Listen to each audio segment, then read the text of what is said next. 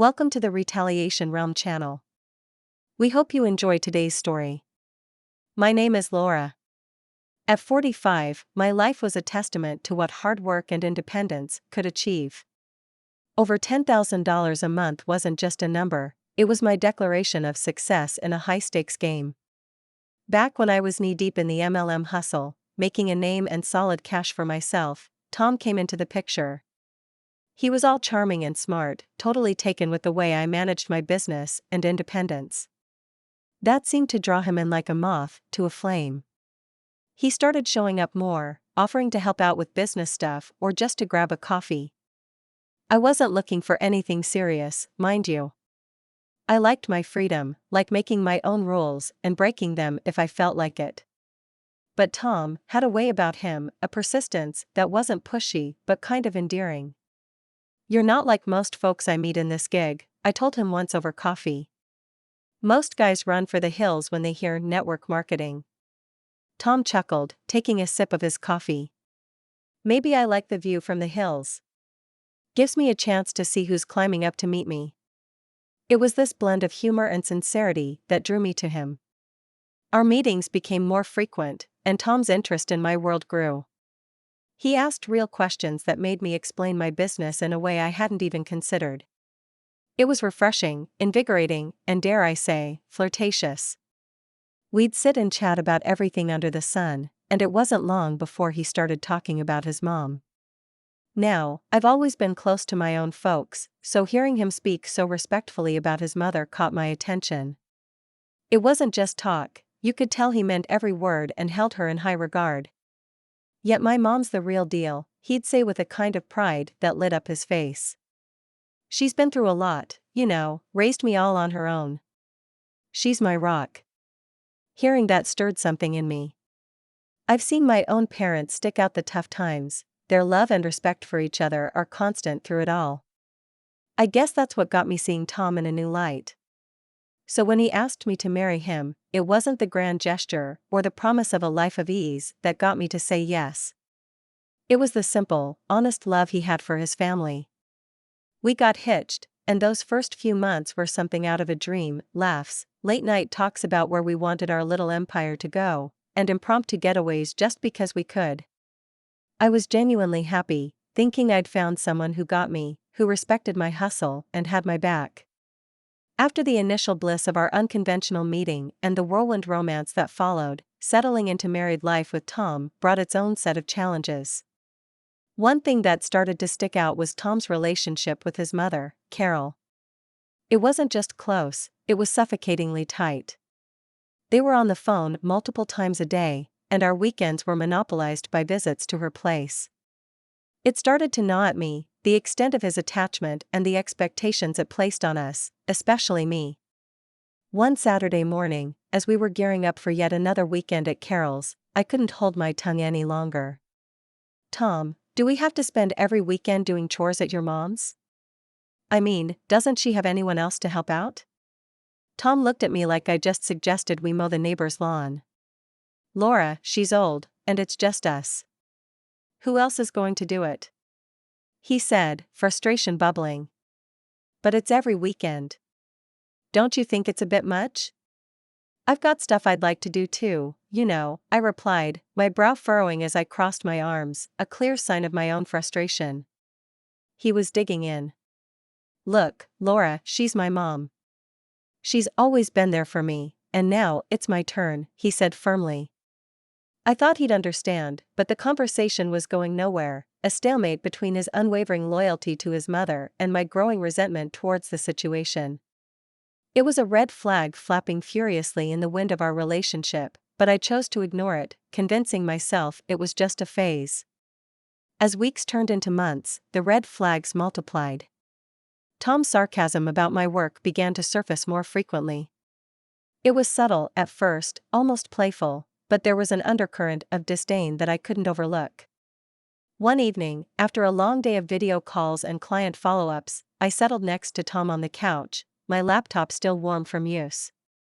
"Hugh nailed another big client today. This could be a game changer for us," I said, trying to share my excitement. Tom's eyes, glued to the TV, grunted in response, "Oh yeah, that's great.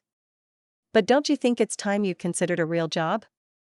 You know, one that doesn't have you glued to that screen all day.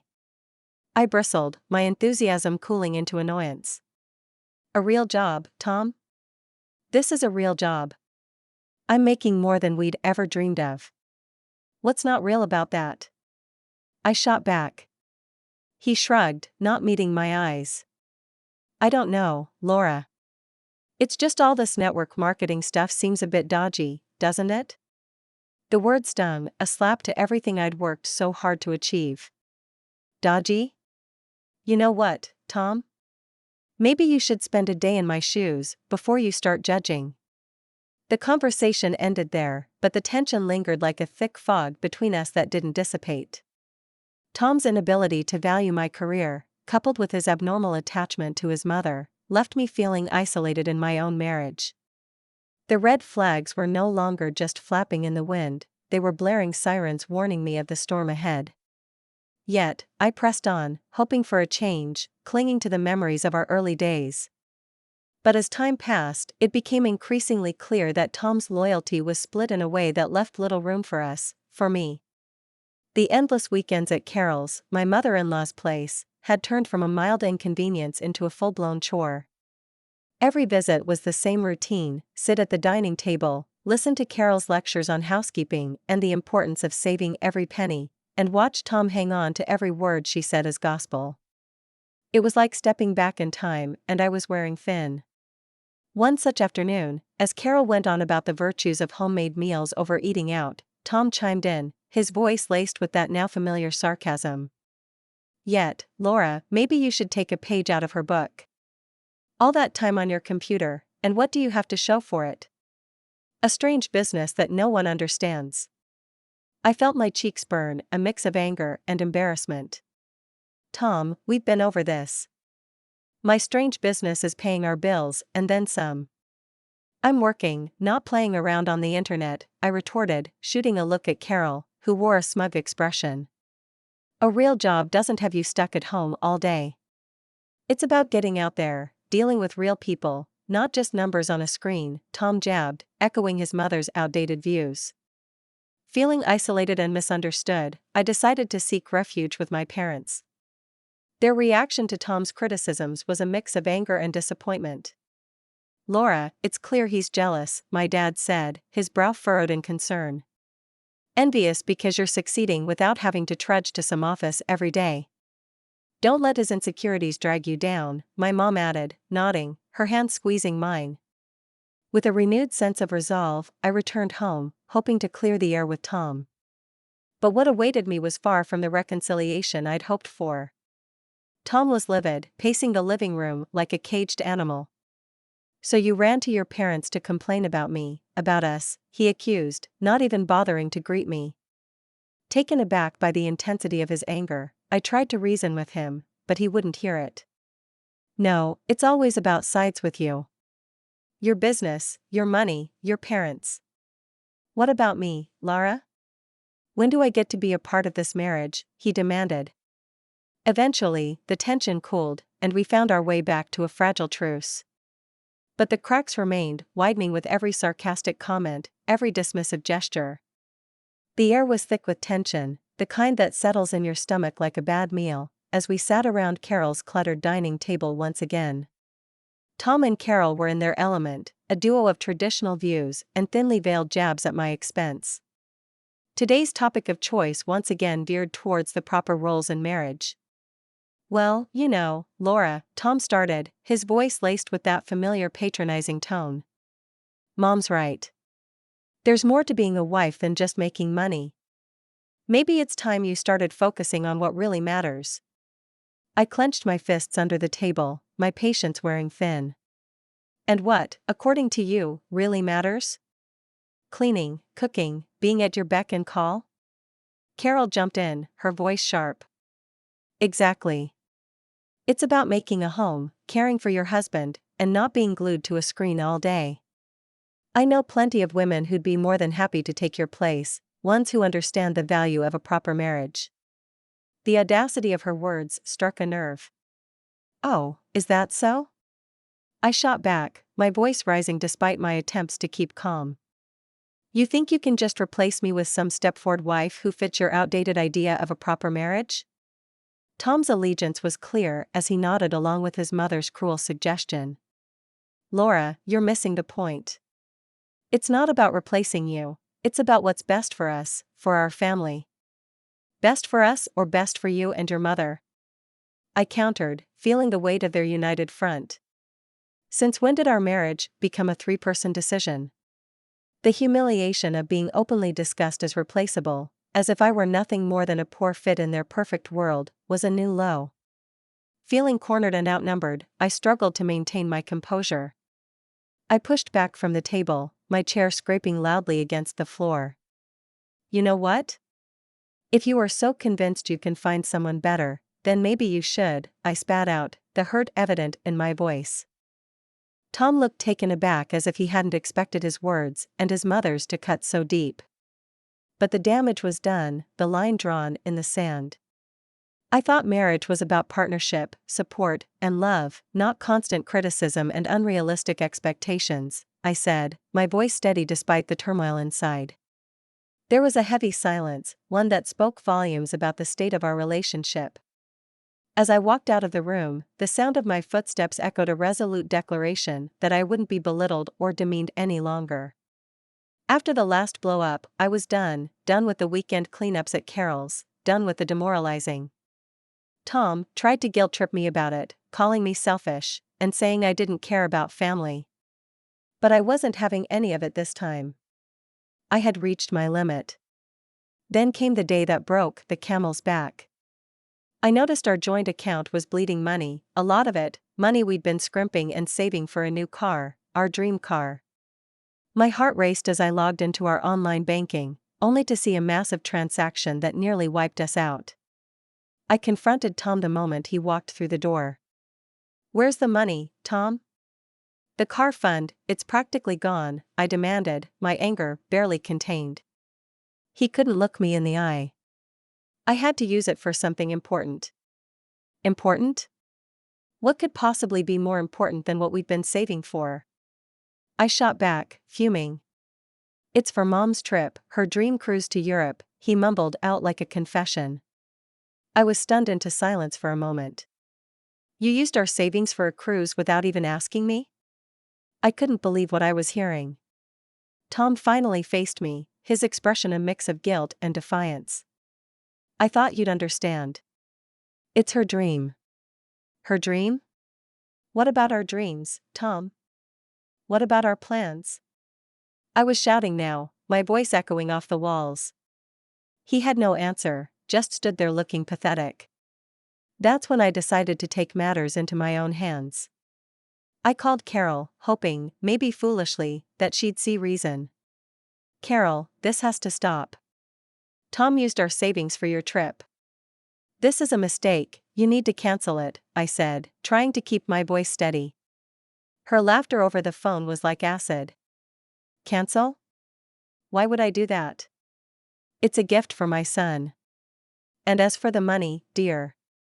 The contempt in her voice was palpable. I'm sure you can earn it back. You're not even going to consider it? After everything, this is how little you think of me? I was grasping at straws, but I had to try.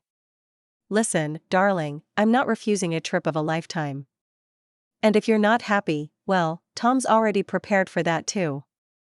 Check the desk drawer, she said, her voice cold. I hung up and went straight to the desk, my hands trembling. There, among bills and old receipts, were the divorce papers, signed and ready to go, as if Tom had been planning this all along. My heart wasn't just broken, it was pulverized. I signed them, my hands steady, but my soul in turmoil. Packing my bags felt like erasing a part of my life, a part one once cherished. As I zipped up the last of my luggage, Mom finally spoke up. I saw how you talked to my mother, no respect. You don't deserve to be in this house. You don't deserve me. His words hit me like a slap, the arrogance, the conceit to think he saw himself as some prize worth fighting over. After everything that happened, it was laughable if it wasn't so tragic. Well, maybe I don't want to deserve a man who thinks so little of me, who values his mother's happiness over his wife's. My voice was calm, but inside, I was a whirlwind of emotion. Tom just shrugged, a smug look on his face. Good luck finding someone who will put up with you like I did, he taunted. I shook my head, disbelief and anger mingling. Trust me, Tom, the only thing I'll be looking for is peace, something you and your mother never gave me. Leaving that house, I felt a weight lifting off me. It was the end of one chapter and the start of another. Driving to my parents' house, the emotions were overwhelming.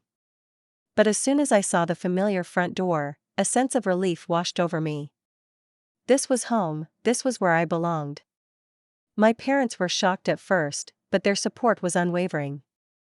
You're back now, and that's all that matters, my dad said, his voice firm and comforting. My mom was more fiery. Let him live with his mother if he loves her so much. You'll find peace now, without their constant badgering. And she was right. I threw myself into my work, my independence blossoming in the absence of Tom's and Carol's criticism. Saving money became easier without the drain of their demands. Slowly, I started to build a life for myself, one where I was in control, where my achievements were celebrated, not belittled. Living with my parents again, I rediscovered what support and love felt like. It wasn't long before I was able to move into my own place, a small but cozy house that was all mine. No Carol to judge me, no Tom to disappoint me. Just me, my work, and the peace I had longed for. Reflecting on everything that happened, I realized Tom was no prize. The real prize was finding myself again, rebuilding my life on my terms. I found strength I never knew I had, in a sense of peace that was priceless. Months had passed since I left Tom and his overbearing mother behind, settling into a rhythm of work, savings, and peace that had long eluded me. My new life was a quiet one, filled with small joys and achievements that were entirely my own. Then, out of the blue, my phone rang with a number. I hadn't seen them in a while. It was Carol. Hello, my voice was cautious, the old feelings of tension instantly creeping back. Laura, it's Carol. We need your help. Her voice was shaky, a far cry from the competence and haughty tone I was used to. I was taken aback. My help? Why would you call me after everything? It's Tom, she said, and I could hear the strain in her voice. He's sick, Laura. Very sick. Lung cancer. The news hit me harder than I expected. Despite everything, I felt a pang of concern. I'm sorry to hear that, I managed to say. Carol continued, her voice pleading, because he needs you, Laura. He needs your support and your forgiveness. We need the money for his treatment. You were always the one who managed to pull things together. I was stunned into silence for a moment. The audacity of her request left me speechless. You want my money after you practically pushed me out of your lives? I finally retorted, my initial shock turning into indignation. Carol's voice hardened. You can hold on to your grudges, Laura, but this is life and death. You're his wife, doesn't that mean anything to you? The old Carol was back, it seemed. Being his wife didn't seem to mean much when you two were scheming behind my back, I shot back, the years of frustration and hurt fueling my words. There was a pause, and then Carol's voice came through colder and sharper than before. Fine, if that's how you want to play it. But remember, you're turning your back on Tom in his time of need. The call ended, and I sat there, phone in hand, a tumult of emotions swirling within me, anger, guilt, sadness, a cocktail of feelings for a man who had chosen his mother over our life together and for a woman who saw me as nothing more than a bank. At that moment, I realized the true extent of my freedom. I was no longer bound by their expectations, their demands, or their crises. My life was my own, built on my efforts and my sacrifices. The call, unexpected as it was, served as a stark reminder of the life I had left behind, a life filled with manipulation and emotional blackmail. As I put the phone down, a sense of resolve settled over me. My departure from Tom and Carol's lives was not just a physical one, it was an emotional and financial break too. I had moved on, building something that was entirely mine, free from their shadows. I started diving into investments, reading every book and article I could get my hands on, and slowly, I began to see the fruits of my labor. My world became numbers and trends, a far cry from the emotional turmoil I left behind. Word got around, as it always does, about Tom's worsening condition and how Carol was barely managing. They had blown through whatever savings they had, living a life far removed from the comfort they once knew. Carol, ever the martyr in her own story, made sure everyone knew how I abandoned them in their time of need, painting me as the heartless wife. I heard these rumors from Jenna one afternoon over coffee. She hesitated before telling me, probably expecting me to react. The truth was, I felt nothing but a distant pity for them. Can you believe it, Laura? Carol's out there telling anyone who will listen about how you left them high and dry, Jenna said, her voice tinged with disbelief. I shrugged, taking a sip of my coffee. Let her talk, Jenna. Her words don't touch me anymore. I've moved on and I'm investing in my future, something they never thought to do. Jenna looked at me, a mix of surprise and admiration in her eyes. You're really over it, aren't you? I mean, completely. I nodded, a smile playing on my lips. Completely. My life's taken a turn for the better since I stopped letting them define my worth. I'm making smart investments and learning more every day. Their opinions, their struggles, they're just echoes of a life I left behind. It was liberating, this feeling of complete detachment from the chaos that once consumed me. The rumors, the pitying glances, they meant nothing now.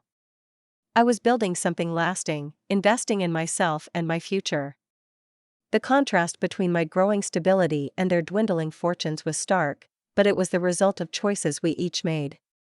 As I continued to expand my knowledge and portfolio, the satisfaction of seeing my investments grow was unmatched. I was proving to myself more than anyone else that I could thrive on my own terms.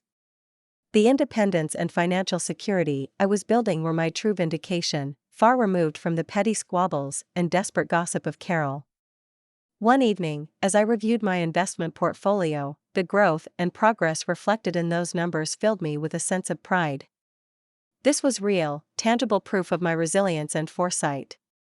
The room hummed with Carol's bitterness and Tom's struggles, they were just background noise to the symphony of my new life. In this quiet moment of reflection, I realized the true extent of my transformation. I had not only survived the storm but emerged stronger, wiser, and more determined. My past with Tom and Carol was a chapter closed, a lesson learned, and my future was a canvas I was eager to fill with the colors of success and peace. Thanks for watching. How did you find the story? Let me know in the comments below. Remember to like this video and subscribe to our channel for more awesome stories like this. Your feedback and support mean a lot.